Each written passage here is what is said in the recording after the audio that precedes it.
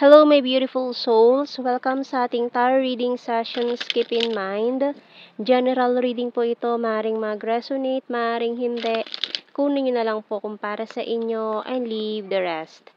Maaring mag-shift na energies or magkabaliktadang sitwasyon. Kaya kayo na pong bahala kung saan kayo nakalugar sa reading natin. Okay? So, let's see.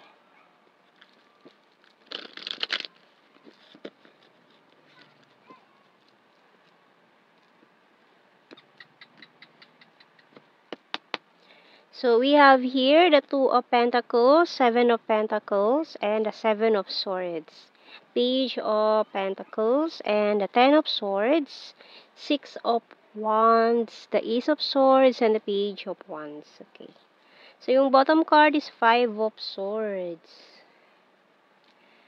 Okay. So mukhang nagkaroon ka dito ng misunderstanding, pagtatalo, or may nakaaway ka.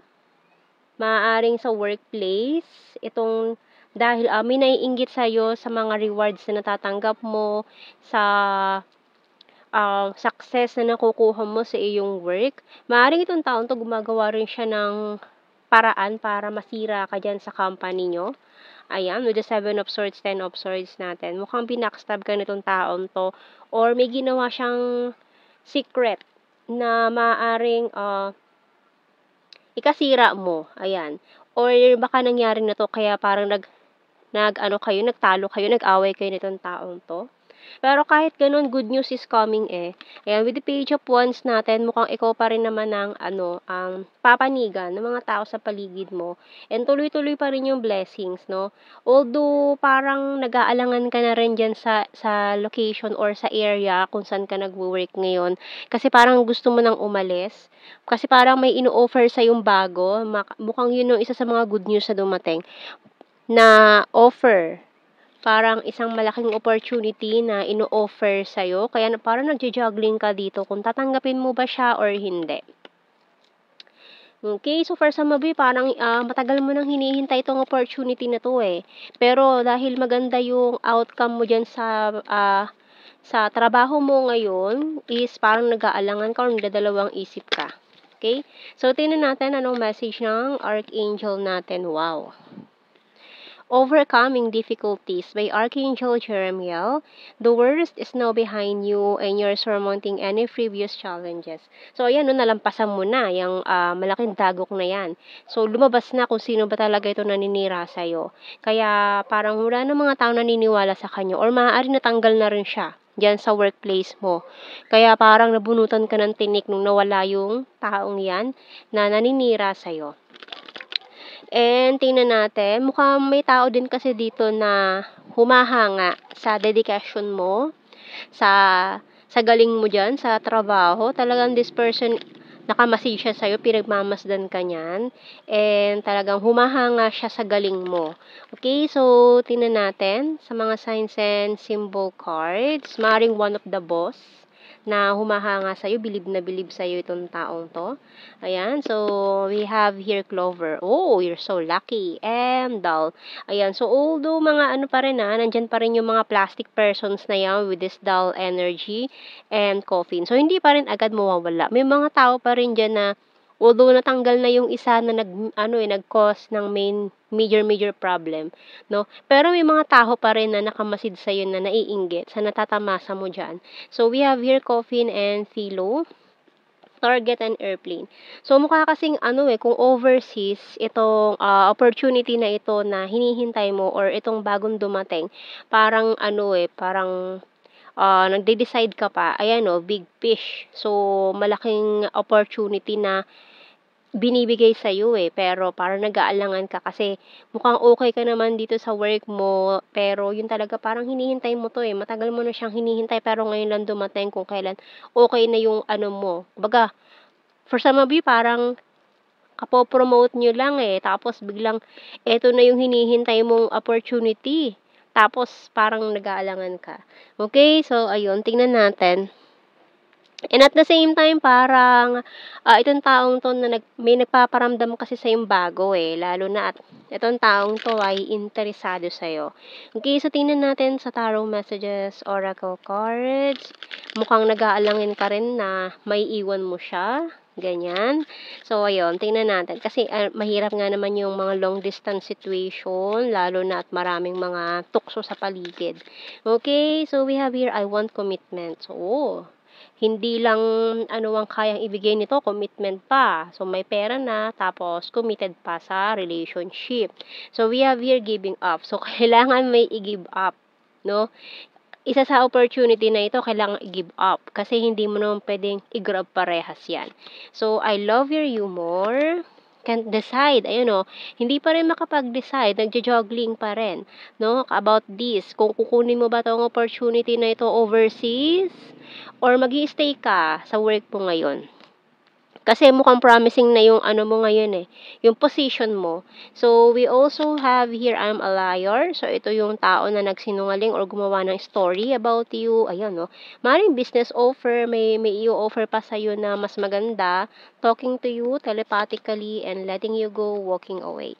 So, yung bottom card, tired and need rest. So, wag mo naman pabayaan yung sarili mo, no. Pagurin mo ng pagurin yung sarili mo dyan. So, magpahinga ka rin, mag-relax. Okay? So, wag puro work, work, work. Kasi, hindi mo ma-enjoy yung pera mo kapag nagkasakit ka na agad.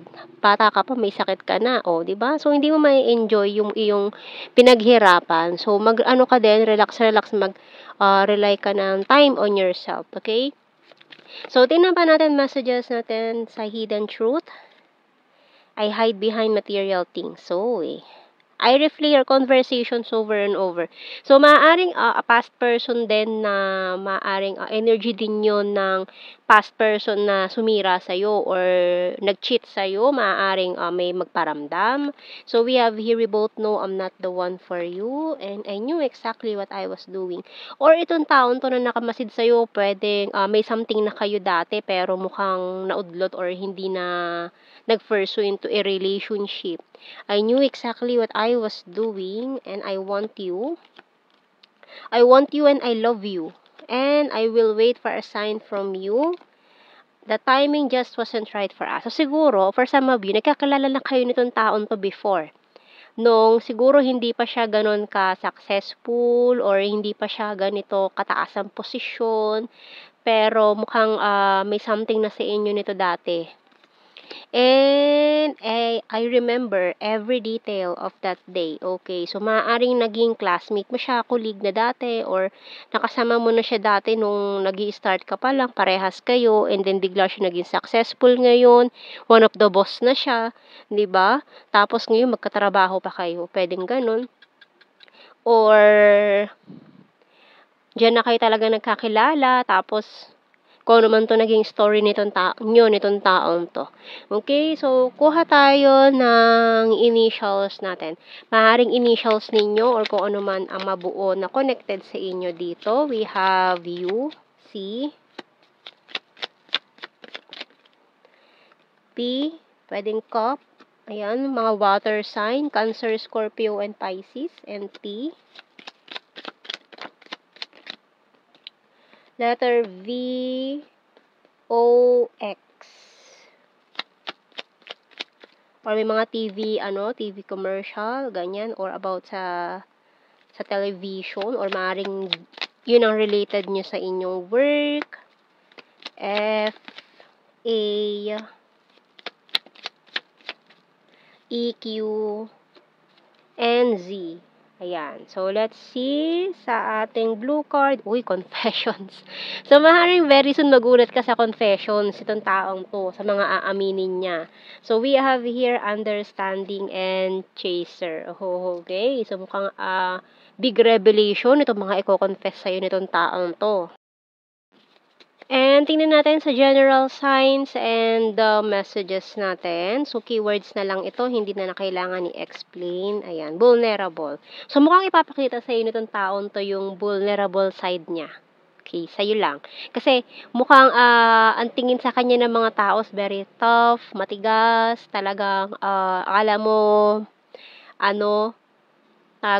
Very strict, ganyan. So, parang suplado or suplada yung dating niya, very intimidating, mga ganyan. Pero may soft side pala siya. So, ipapakita niya sa'yo yung kanyang vulnerable side na ayaw niya makita ng iba. Okay? So, we have here Divine Masculine. June, karmic relationship. So, mukhang may mga pinagdaanan kayong karmic relationship or karmic lessons. Maring yung nangyari, karmic lesson yun for you. Ganyan. And we also have here perfect smile, dimple, high expectations, food lover, number 4, nature lover, fantastic friend, Visayas, and 9. Scorpio, September, another cup, water sign, Cancer, Scorpio, Pisces, popular. So, mukhang sikat din tong taong to, ha. Very popular dyan sa inyong area, in your business, in your, sa inyong work, ganyan. Overthinker, or mukhang popular businessman or woman, ganyan. Overthinker, Luzon, and Libra. We also have here private person. So, this is a very private person. Chaser, and number 6, lake and mountain. Okay? So, talagang focus lang sa goals. Itong taon to. Yan. So, yan ang ating reading, my beautiful souls. Thank you for watching. Take care and God bless. See you in our next reading, guys. Bye-bye.